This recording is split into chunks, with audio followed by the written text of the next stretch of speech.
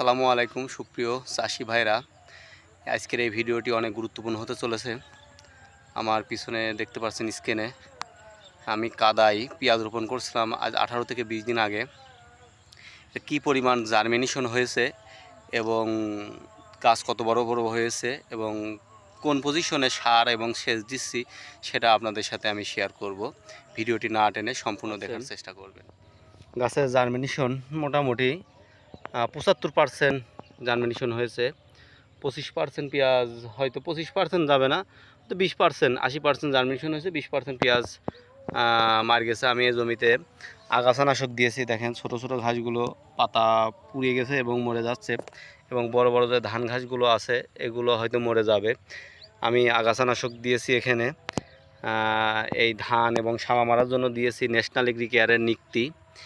আর দুই একটা গাছারা ছিল, গাছারাগুলো দেখেন মরে গেছে। গাছারা যে গাছারাগুলো ছিল দেখেন অলরেডি দেখতে পাচ্ছেন এটা মরে গেছে।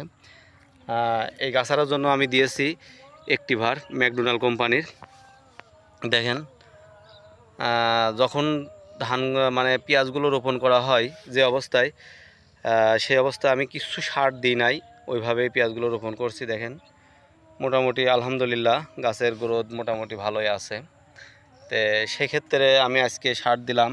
আসলে তো সারের তো সংকট, সেক্ষেত্রে দিলাম মিশ্র সার এবং জৈব সার আর 80% সালফার, যেটা থিওভিট গ্রুপের পাউডার। আমি দিয়েছিলাম মাইক্রোথিওল।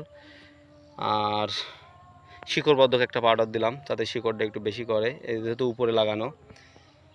যাই হোক, তাই 18 দিন বয়স, পেঁয়াজের গ্রোথ মোটামুটি আলহামদুলিল্লাহ ভালো আছে। তা আমি এই জমিতে সেচ দেবো, এখন সেচ দেবো বিধায় সারগুলো ছিটালাম।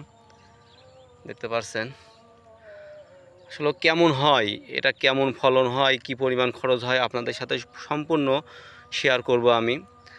আমার যে চ্যানেলে এই ভিডিওগুলো থাকবে আপডেট কৃষি কুষ্টিয়া, অবশ্যই চ্যানেলটি সাবস্ক্রাইব করে রাখবেন, ঠিক আছে? আর দেখতে পাচ্ছেন আলহামদুলিল্লাহ অনেক ভালো। তো যাই হোক, আজ এ পর্যন্তই।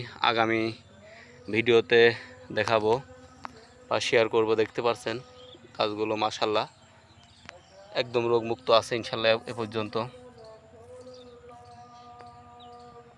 সবাই ভালো থাকবেন।